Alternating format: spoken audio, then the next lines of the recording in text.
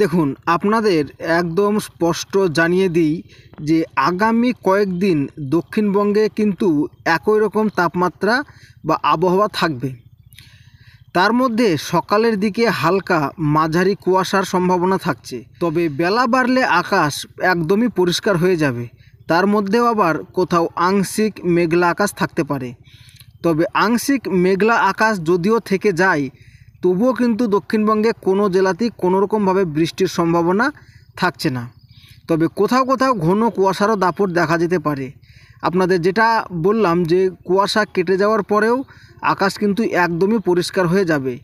এরই মধ্যে বঙ্গোপসাগরে তৈরি হয়েছে আরও একটি ঘূর্ণাবর্ত।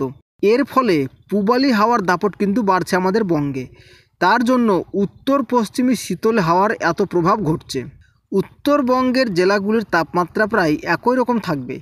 হালকা থেকে মাঝারি কুয়াশা থাকবে দার্জিলিং, কালিম্পং, আলিপুরদুয়ার, কোচবিহার ও 2 দিনাজপুরে। তবে বৃষ্টি ও তুষারপাতের সম্ভাবনা রয়েছে সিকিমে তুষারপাতের প্রভাব দার্জিলিংয়ে উঁচু পার্বত্য এলাকাতেও। আপনাদের আরও একবার জানিয়ে দিই, এদিকে বঙ্গোপসাগরে ফের ঘূর্ণাবর্তের সম্ভাবনা দেখা দিয়েছে, যার জেরে ফের বাংলার আকাশে মেঘের ঘনঘটা হওয়ার সম্ভাবনা রয়েছে। অন্যদিকে পশ্চিমী ঝঞ্ঝারের প্রভাব। তো আপাতত 2 বঙ্গের আবহাওয়া কিন্তু মূলত শুষ্ক থাকছে। তো আশা করছি ভিডিওটি আপনাদের খুব কাজে লেগেছে। তো আপনারা প্রত্যেক দিন যদি আবহাওয়ার এই ধরনের আপডেট পেতে চান, তাহলে যারা ফেসবুক পেজ থেকে দেখছেন তারা অবশ্যই পেজটিকে ফলো করে নেবেন।